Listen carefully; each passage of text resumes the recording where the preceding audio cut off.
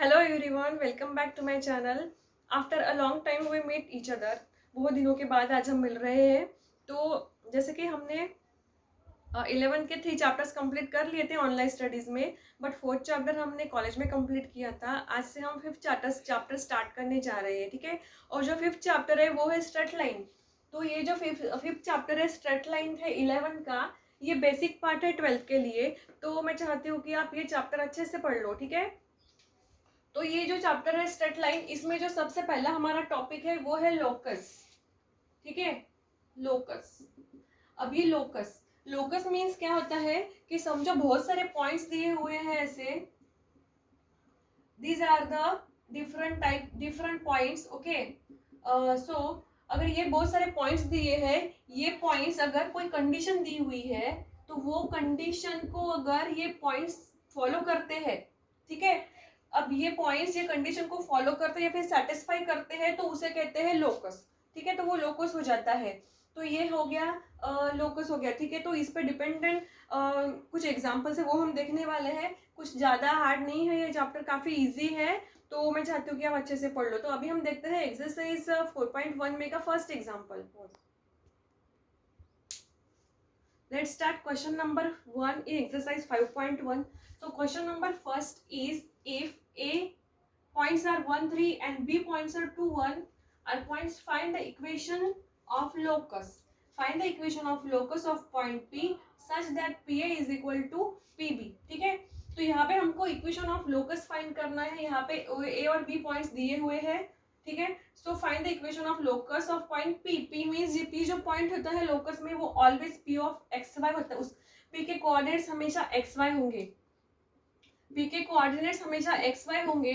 तो यहाँ पे जो ए और बी पॉइंट्स दिए हैं, ये ए पॉइंट्स हो गया, ये बी, और ये जो पी है, तो ये कंडीशन क्या दी हुई है, P A is equal to P B, means the distance between P and P B are equal, ठीक है। तो पी ए से पी बी का जो डिस्टेंस है वो क्या है, सेम है। This is A P, this is A P, और ये B, okay. So P A is equal to P B means distance are same. तो और यहाँ पे the coordinates of A which is given in 1, 3 and B points are 2, 1, okay. And P is always X Y, okay. So we know that in 10th standard we find the distance between two points by using distance formula, okay. अगर हमको p और pb के बीच में का distance find करना है तो distance formula use करते हैं हम, जो होता है x2 minus x1 square plus y2 minus y1 whole square, okay. So we can use this formula in this example. So first we can write the given points are let p of xy. First we can write p of xy be any point on the required locus.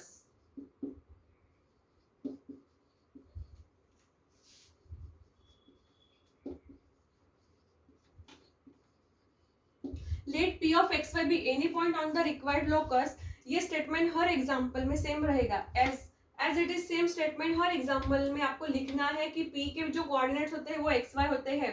Then the given points are a which is equals to 1, 3 and b points are 2, 1, okay. And the condition is pa is equal to pb. तो PA is equal to PB, ये दोनों equal है तो हमको distance find करना है। Find the equation of the locus.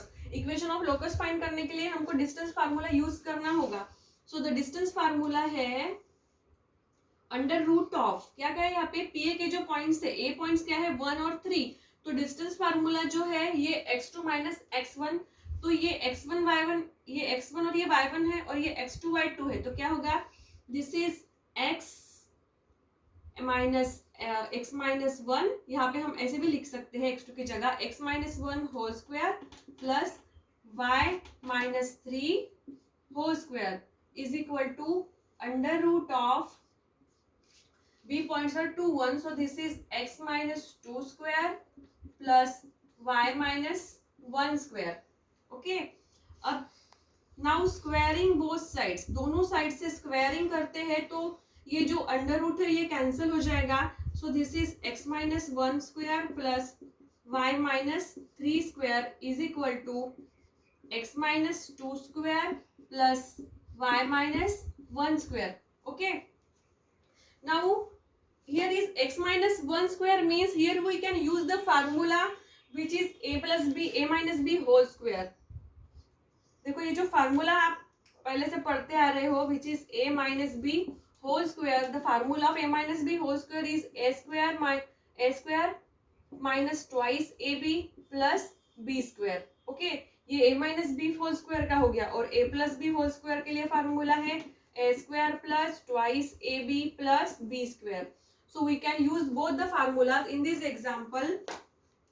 So x minus 1 square is x square minus 2x plus 1 plus y square minus 6y plus 9 is equal to x square minus 4x plus 4 plus y square minus 2y plus 1.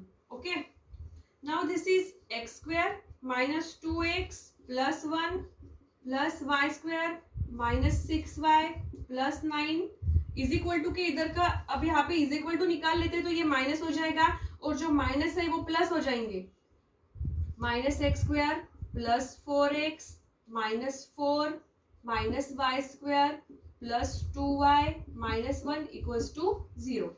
Okay, अब यहाँ पे देखो this is X square minus plus X square minus X square is cancelled, plus Y square minus Y square is cancelled, plus 1 minus 1 is cancelled. Okay, so the remaining is minus 2x और यहाँ पे है plus 4x. So minus 2x plus 4x is plus 2x. Then minus 6y plus 2y is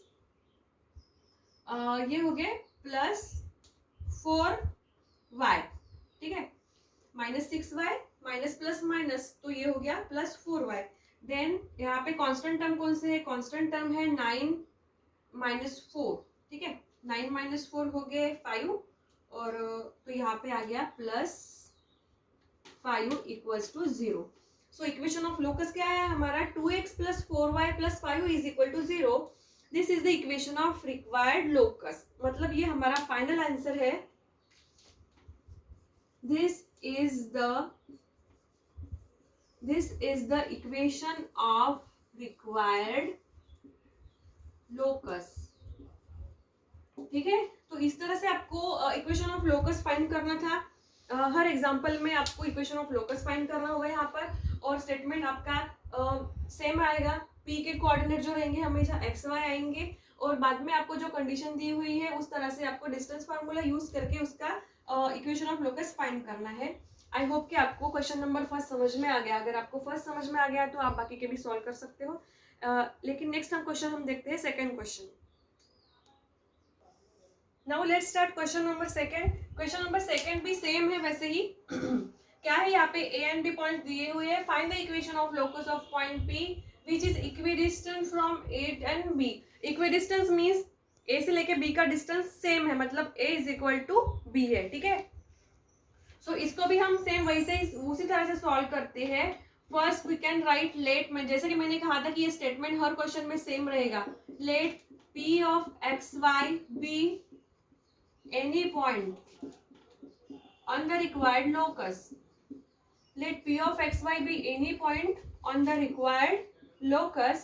Okay, so the given points are a points which is given minus 5 2 and b points are 4 1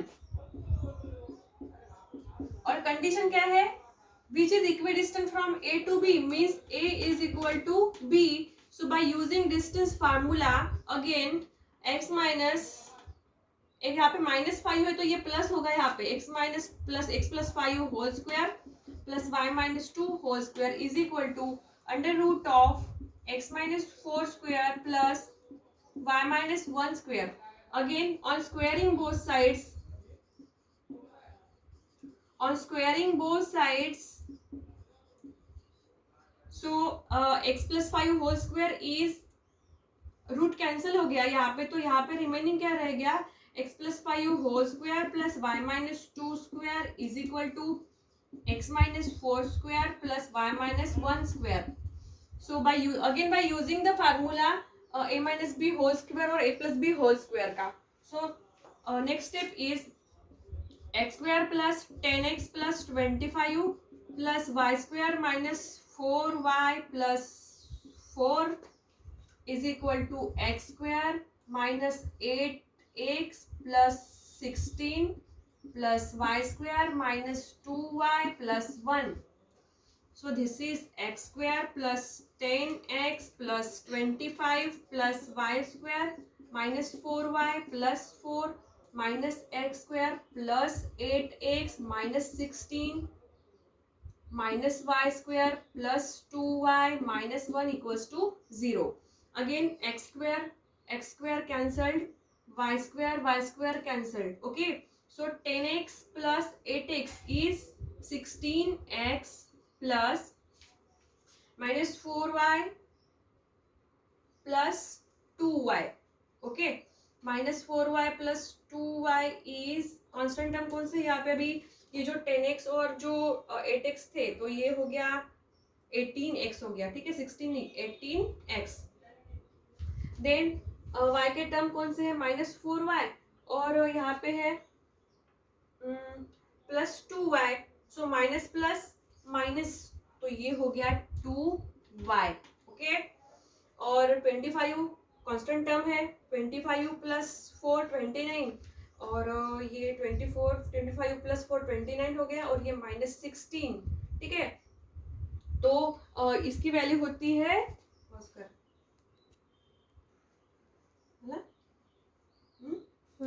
25 और plus 4 29 minus 16 13 हो गए और 13 minus 1 12. So this is plus 12 is equal to 0. अब इस term को 2 से divide करो तो ये हो गया 9x plus y plus 6 is equal to 0. So this is the equation of required locus. This is the equation of locus. ठीक है, तो इस तरह से आपको सॉल्व करना है. ये था question number 2. I hope you understand both the question first and second. तो इसके जो नेक्स्ट क्वेश्चन है वो भी आप सॉल्व कर सकोगे. आप सॉल्व करके देखो, अगर नहीं आता है तो वैसे भी नेक्स्ट लेक्चर में मैं आपको बताने ही वाली हूँ. यहाँ पे क्या करना है, आपको हर क्वेश्चन में स्टेटमेंट सेम लिखना है. पी के coordinates always P of X Y रहेंगे, ये स्टेटमेंट सेम रहेगा. देन गिवन पॉइंट्स लिख लो, उसके बाद में जो कंडीशन दी हुई है वो लिखकर आपको डिस्टेंस फार्मूला यूज करना है और आपको इक्वेशन ऑफ लोकस फाइंड करना है. So students, I hope you understand this topic. So next topic अभी मिलते हैं नेक्स्ट लेक्चर में. सो अभी के लिए बस इतना ही. Thank you so much.